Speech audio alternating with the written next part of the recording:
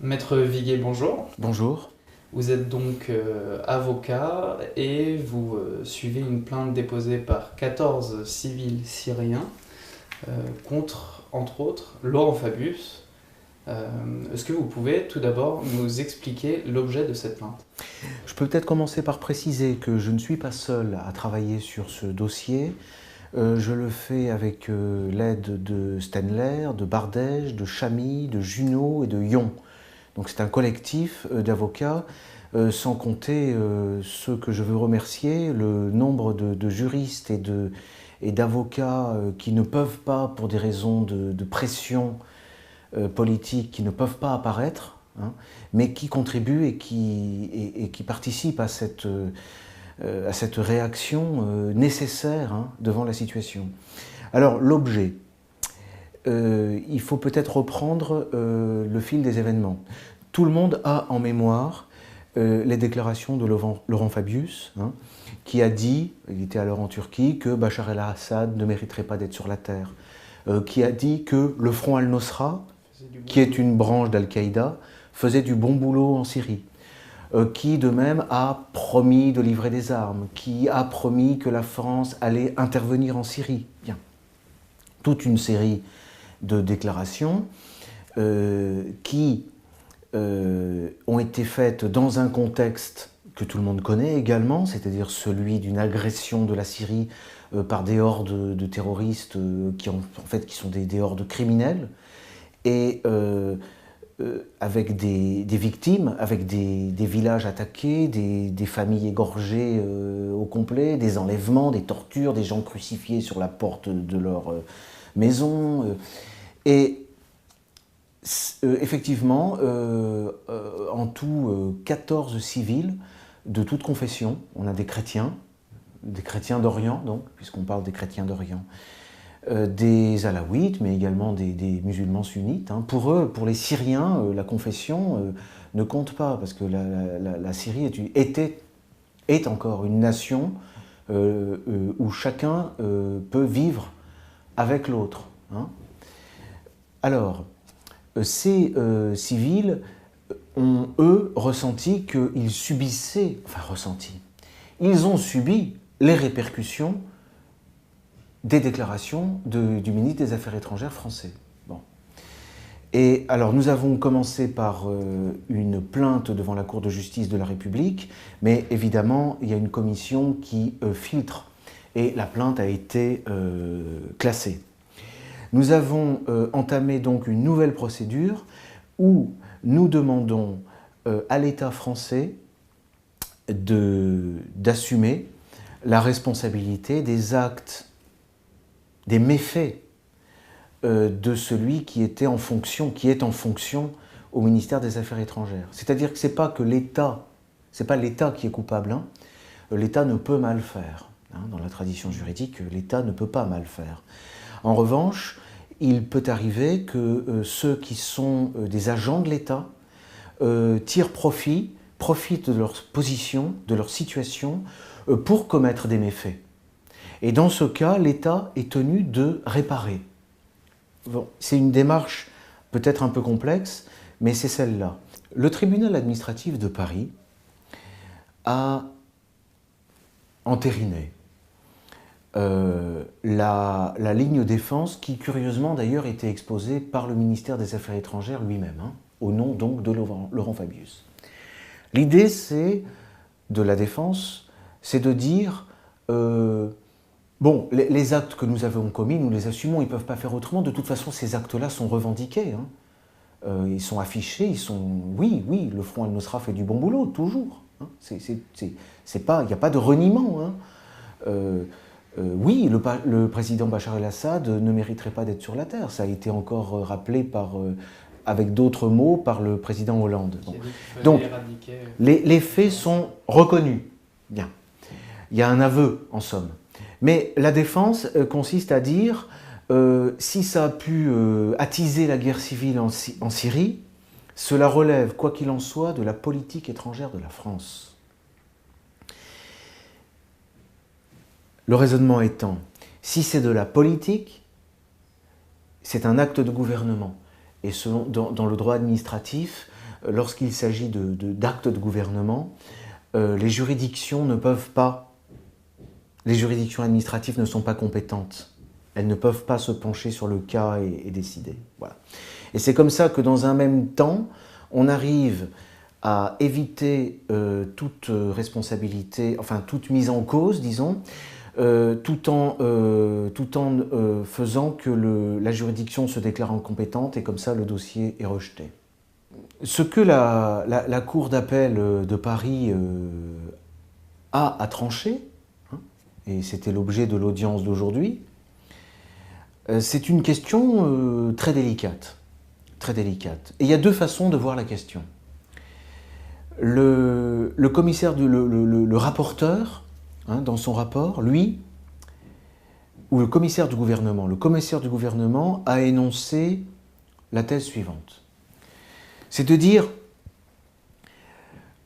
quand bien même on considérerait que Laurent Fabius a encouragé les événements syriens, a encouragé les djihadistes, a encouragé les terroristes, cela relève de la politique étrangère de la France et de l'acte de gouvernement. Alors, a-t-il dit, certes, dans la conception stricte, l'acte de gouvernement ne protège que les opérations militaires, que les relations diplomatiques. On ne peut pas, au sens strict, parler d'acte de gouvernement. Donc il s'agit d'élargir la théorie de l'acte de gouvernement. Bon. Ça, c'est la position de l'État français pour sa défense. Bien. Du point de vue de la défense du droit, parce que nous, notre demande, elle se fonde sur le droit. Bien. Nous considérons que l'on ne peut pas imputer à l'État des opérations terroristes. C'est une contradiction. Ou alors ça veut dire que la France n'est plus un État. Et en tout cas, l'organisation, l'entité française, appelons-la comme ça dès lors, est susceptible d'être traînée devant la Cour de justice internationale. Enfin, il y a quelque chose qui ne va pas. Bien. Donc, je crois que ce qu'a à trancher la Cour administrative d'appel, ce n'est pas ce point-là. Ce n'est pas l'élargissement de la théorie de l'acte de gouvernement. Je crois que ça serait grave. Ça met vraiment, ça mine tous les fondements du droit public français. Bien. Non. À mon sens, la Cour administrative d'appel a simplement à se prononcer sur le point de savoir si, lorsque Laurent Fabius dit que le front Al-Nosra fait du bon boulot, si cela a une incidence, si cela encourage effectivement les terroristes. Est-ce qu'on peut considérer que de dire que le président Bachar el-Assad ne mérite pas d'être sur la terre, ne mériterait pas d'être sur la terre, est-ce que ça peut être considéré comme une provocation à commettre des exactions en Syrie? Alors, nous pensons que oui. Nous pensons que oui. Et par conséquent, ça ne peut pas consister dans un acte de gouvernement. C'est forcément une faute personnelle, parfaitement détachable du service, mais qui, néanmoins, a des liens avec le service public, et donc engage la responsabilité de l'État. Bien, mais si la Cour administrative d'appel considère que de dire que la France va livrer des armes aux rebelles modérés, on a vu ce qu'il fallait entendre par modération. Bien, je le répète, égorger les gens, vider les villages, enfin, se comporter exactement comme se sont comportés les terroristes sionistes dans les années 40 pour semer la terreur et vider la Palestine. Parce que ce qui est en train de vivre la Syrie aujourd'hui, c'est exactement comparable à ce qu'ont vécu les Palestiniens dans les années 40. C'est le même processus qui consiste à faire place nette, à déraciner les gens, à en faire des nomades. Un nettoyage ethnique. Un nettoyage ethnique, une déportation. Il s'agit de déporter les populations. Et c'est pour ça que la politique, entre guillemets, étrangère de la France est cohérente. Et c'est pour ça qu'on encourage les chrétiens d'Orient et on encourage la migration. Parce que c'est exactement le but de l'opération. c'est déloger les gens, les déraciner, casser la structure sociale de ces pays-là qui gênent, et dans le même temps provoquer des troubles et le chaos en Europe. Enfin, tout ça, c'est cohérent. Si l'on considère que les déclarations du ministre des Affaires étrangères n'ont pas de lien avec les troubles qui ont lieu sur place, alors, ma foi, on peut estimer que de dire que le Front Al-Nosra fait du bon boulot, c'est un acte de gouvernement. Et alors oui, on peut penser que les juridictions administratives n'ont pas à se pencher sur le cas. Bien. Nous attendons la décision le 24 septembre 2015. La Cour administrative d'appel de Paris rendra son délibéré. Je peux dire un mot au passage sur le traitement médiatique de cette affaire Fabius. Bien. Il a été quasi nul. Bon. Mais il ne faut absolument pas s'en étonner. Les médias sont le bras armé des djihadistes et des terroristes. L'opération libyenne et dans la foulée l'opération syrienne, elle a été menée par les médias. Ce sont les journalistes français qui ont intoxiqué l'opinion, qui l'ont endormi en faisant croire que c'était le président Bachar el-Assad qui massacrait son peuple, en déclenchant en cela une révolte dans le cœur des jeunes français musulmans en France, qui plutôt que de tenir les murs en bas de leur immeuble, je les comprends. Quand on a 20 ans, qu'on n'a pas d'autre perspective que de réussir dans le trafic de drogue ou finir comme un pauvre alcoolique au RSA, et qu'on vous promet le paradis parce qu'en Syrie, en Orient, un peuple musulman est agressé, qu'est-ce qu'on fait? Moi, je me mets à leur place, mettez-vous à leur place. On part, c'est normal. Surtout quand on vous vend une société du mariage homosexuel, de la dégradation des mœurs, du chaos. On vous impose de force cette vie-là en France, et que là-bas, on vous raconte que c'est le pays du Cham et la charia. Qu'est-ce que vous faites? Vous partez, c'est normal. Mais qui a tenu ce discours? Ce sont les médias français, les télévisions, les radios, les journaux. Et là, ils continuent dans la phase B, qui consiste à culpabiliser les Français de s'inquiéter des migrations, remuer un petit peu l'extrême gauche pour attiser la fibre généreuse, entre guillemets. Il ne faut pas s'étonner de voir des procédures judiciaires de ce genre manquer de relais médiatique. C'est tout à fait normal, c'est naturel. Bon. Mais grâce à des gens comme vous, on peut au moins toucher, disons, le cœur, ou j'espère l'esprit, de ceux qui s'inquiètent. Voilà, qui s'inquiètent et qui demandent à comprendre, et qui réfléchissent. Et parmi ceux-là, je sais qu'il y a des juristes. Je peux faire donc un commentaire au sujet de la fonction que remplit le président Bachar el-Assad. Je suis allé 2 fois en Syrie et j'y retourne à la fin du mois. Il faut savoir on sait que le président Bachar el-Assad a été réélu avec 80%, je crois, des voix, peut-être plus même.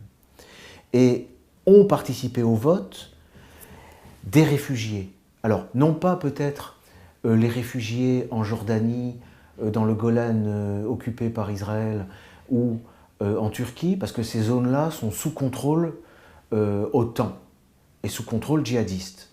Mais les réfugiés qui étaient au Liban, les réfugiés syriens, ceux-là ont, dans leur écrasante majorité, voté pour le président Bachar el-Assad. Bon. En réalité, le président Bachar el-Assad, aujourd'hui, c'est ce qu'on appelait dans un terme grec le katéron. Il est le verrou. C'est lui qui tient la paix. Les ennemis de la Syrie, les ennemis du Moyen-Orient savent que si le président Bachar el-Assad tombe, ce sera le chaos définitif. Comme ce qu'on voit en Libye. Comme ce qu'on voit en Libye et ce qu'on voit en Irak. Il est le garant